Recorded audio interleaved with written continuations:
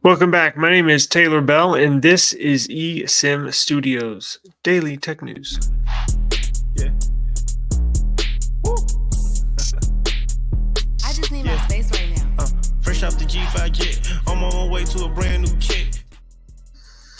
All right. As I mentioned, Daily Tech News. Now, I'm going to do a couple of the biggest articles and or news stories to hit the tech world today. I'm going to make it a fairly short episode. Got some other stuff going on today, but I did want to get to this here pretty quick. You like that? Team Pixel. Yes. Okay. So we have actually fairly big news. Let me adjust this screen here just like this. Now I'm going to do a screen share. We got some insight on a zero-click exploit. It's considered the most severe and vicious mobile attack ever known, really, and they just discovered it right now. I believe it's specific to iPhones. Let's get to it here, but before we do, I also have some exciting Nothing Phone 2A news. Got the pricing, and we also have pricing on the brand new Samsung Galaxy S24 series that's going to be released here basically in a couple weeks. So let's get to it. All right, if you are unfamiliar with a zero-click vulnerability and or iMessage attack, this was made famous when, if you remember, I think it was about it was before the lockdown. I think this was maybe probably 4 or 5 years ago. Jeff Bezos, I guess then CEO of Amazon, famously his iPhone got hacked. Now, I'm not going to go through the story, but his iPhone was sent a message. Now, 5 years ago, that was considered a one-click attack, I guess, because how it works is the hackers will send all they need is your phone number, right? This is so dangerous, it surpasses the SIM swap attack. There's basically nothing.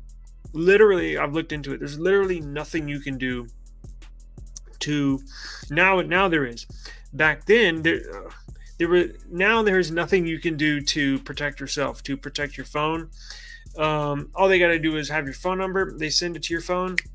It's in there, and it's hacking away.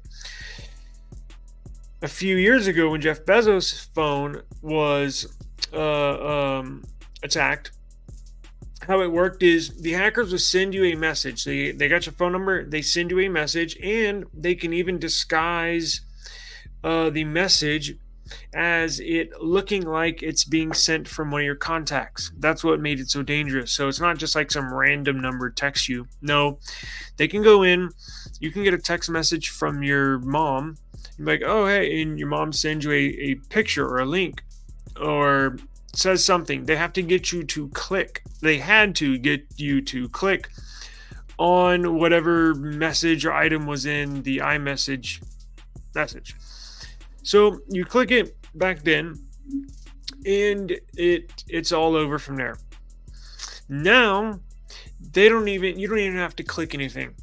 All they can do is send your phone a iMessage or a message basically in the iMessage app, and you're done. It is a highly sought after in the underworld, sophisticated vulnerability that is very damaging. They can access anything and everything on your phone.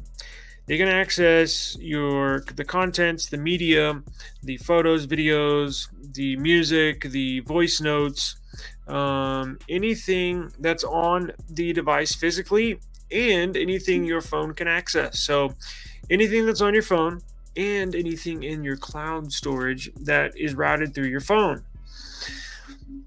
It's predominantly, it's not going to hit people like you and I. It's going to hit people like presidents, politicians, and basically Fortune 500 CEOs, famous people. I doubt athletes, but you're going to hit the politicians and or presidents and the super wealthy businessmen, because they can not only drain whatever accounts and or funds you have connected on your device. It's They can do anything and everything. So, security researchers at Kaspersky have recently revealed a highly advanced iMessage vulnerability, dubbing it Operation Triangulation. Researchers found that this exploit was active between 2019 and 2022 by its complexity. So this is the second generation of the one-click attack. This is the zero-click attack. It utilizes a series of zero-day vulnerabilities to create what they describe as the most sophisticated attack chain ever known to mankind. The presentation at the Chaos Communication Congress marks the first time that the researchers publicly revealed the details of exploits and vulnerabilities used in this advanced iMessage attack. Thank God I don't use iPhone. Not that they would try to, inject my phone with this, but I'm just saying, this is one of the times where I'm like, good thing I'm Team Android. Hashtag Team Pixel. So, Operation Triangulation employed a zero-click iMessage attack using 4 zero-day vulnerabilities to target iOS versions up to iOS 16.2. Researchers started the attack with a malicious iMessage attachment that isn't noticeable by the users. The attachment exploited a remote code execution vulnerability in the Apple-only adjust true type font instruction present since the early 90s. Now, look at this. This is a cool map of, I guess, how it works. Here's the intricacies of the most sophisticated iMessage exploit ever. Operation Triangulation. I may use that as my thumbnail. All right. Here's the attack chain. So here's the hacker. And then where are you at? Somewhere down the line. You are kernel exploit. So you got to be right around here.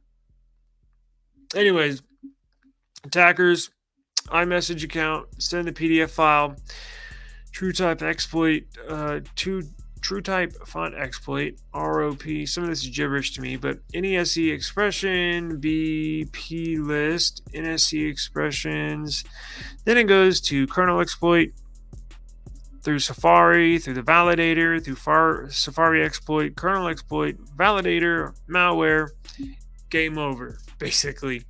I'm gonna put a link in the description box, as I do with all this cool stuff that we have here on eSIM Studios Daily Tech News, because we highlight the main parts of the story. And if you see something here that you want to see, simply go down. And we also credit who is this? Android Headlines. I'm gonna add them. I'm gonna credit them. I'm not stealing news or stealing content. I'm just simply making you aware of the most important tech news of the day. So now, I don't think this is currently in rotation, thank God. However, I'm sure they have something even more sophisticated now, because if we knew about it, I'm sure it would be over with. These things only operate when nobody knows about it. We only find out, we find out after, but the security firms, the FBI, the government, the CIA finds out this stuff, and then we find out a couple years later. As this shows, it was active between 2019 2022. We're moving into 24, so we're just finding out about this a year later. Okay, let's get into some Android news. We have been following, we've been following the Nothing Phone 2A rumors, specs, news, anticipating the launch of this device. I think it's going to be a fabulous choice for anybody needing a decently, fairly spec'd out mid-range phone. The specs have slowly been coming out, and today we get pricing news. and it's going to be worth your while. I think a lot of people are going to be interested in this. It is coming to the States. Yes, it's coming to the United States for a very affordable price. Nothing Phone 2A. We got it right up here. So look at this stuff. This is going to be released, I believe, in February. So just literally right around the corner. Now we've reported on our last few episodes. We know the screen size, right? It's going to be 6.7 inch, full HD plus, 1084 by 2412. Interesting because this Nothing Phone 2 is 1080 by 2412, so it's got 4 extra rows of pixels.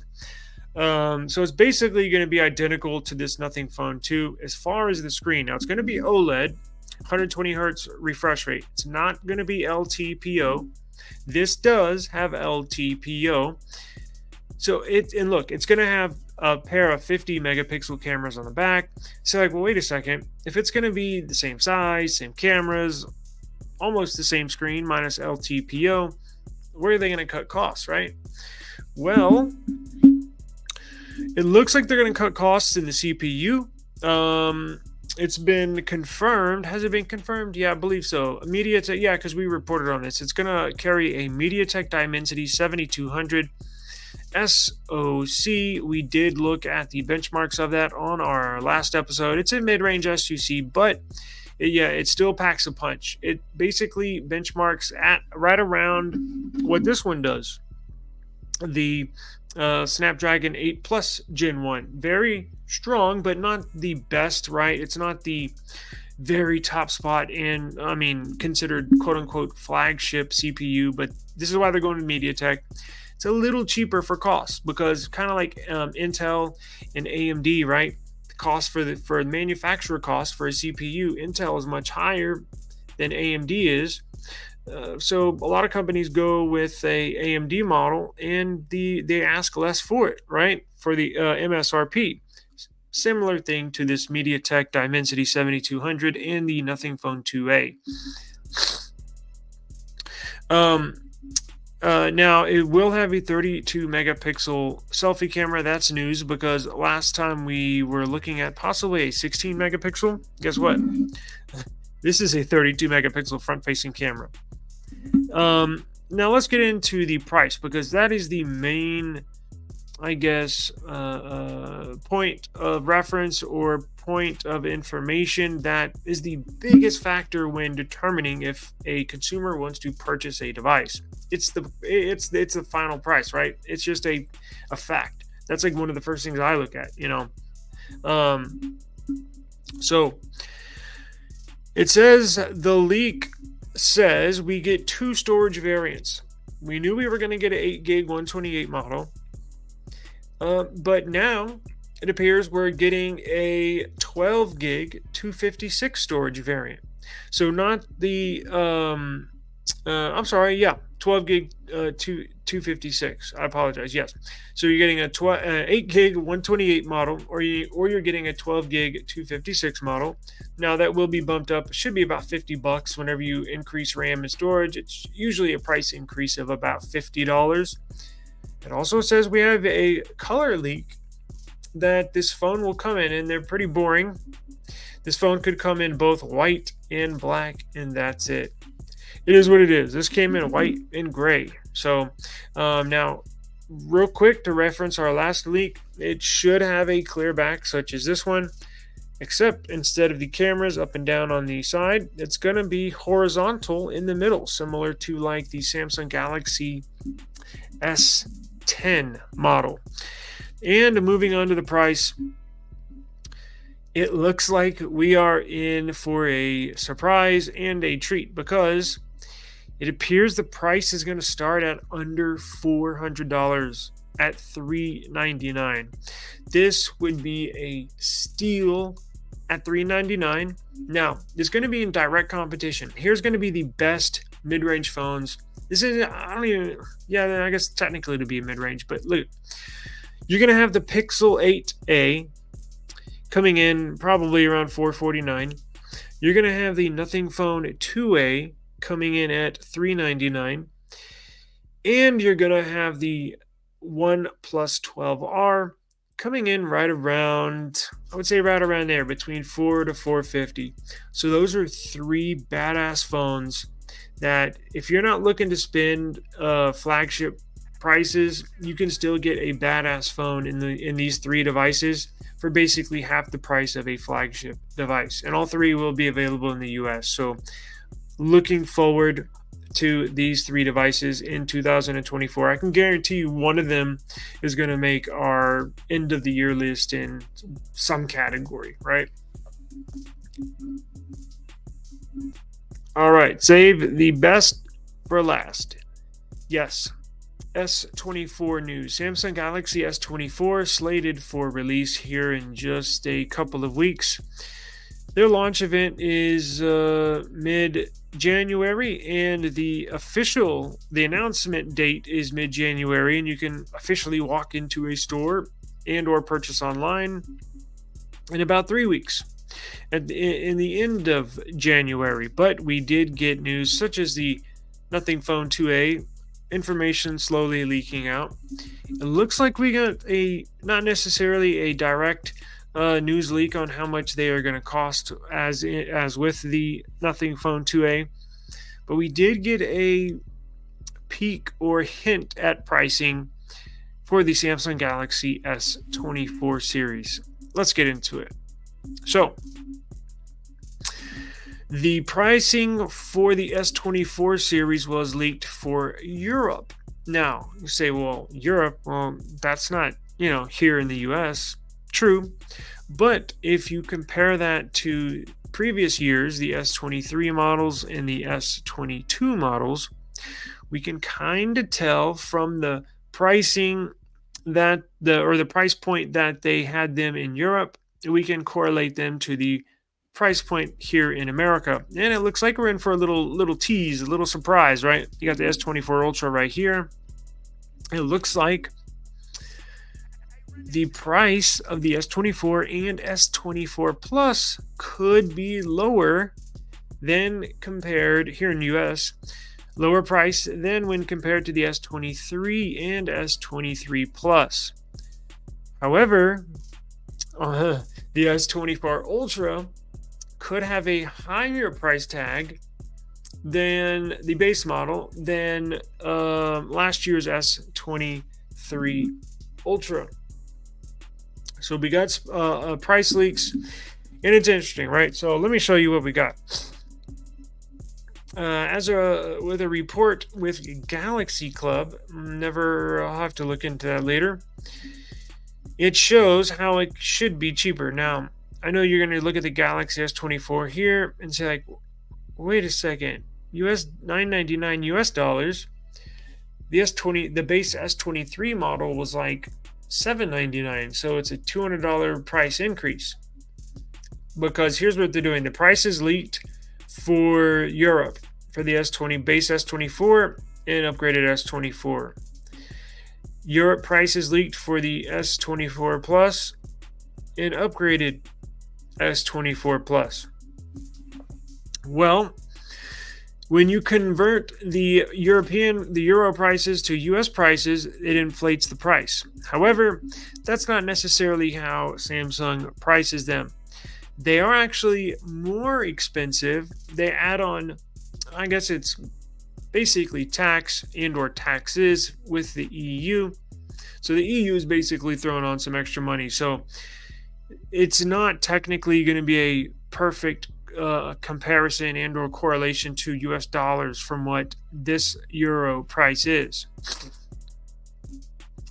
Let's see. I believe they break it down here. Put it in perspective, the S23 costs 949 euros at launch, which would have, while the S23 Plus came at almost 1,200 euros. So if you compare that to US prices, that would be like $1,300. So you got to reduce it to cut the extra tax that they throw on top. It does look like when you convert it minus the EU taxes, it should be about $50 cheaper for the S23 and S24 Plus models in US this year compared to the S23 and S23 Plus models in US last year, if that makes sense. So, long story short, the S24, S24 Plus should be about $50 cheaper than last year's model, but the S24 Ultra is going to be a little more expensive because they're cutting the base 8 gigs of RAM, 128 gigs of storage. That SKU is being cut. The base model for S24 Ultra is going to be 12 gigs of RAM, 256 gigs of storage. Then they're going to have which will raise the base price compared to last year. And they'll have a 12 gigs of RAM, 512 gigs of storage, which is what this one is. And then it looks like they're going to max out at 16 gigs of RAM and 1 terabyte of storage. I believe that hasn't been confirmed, but it looks like it's headed that way. So good news and bad news, I guess, depending on what model you're wanting to get in or interested in. But look, it's almost every day or every other day we get more news as we get closer to this launch, and we will definitely keep you updated on anything Samsung related,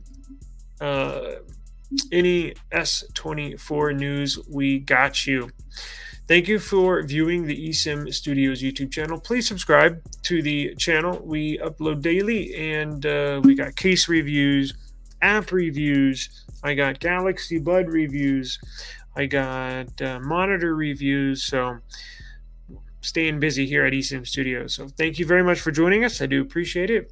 And I will see y'all tomorrow. Peace out.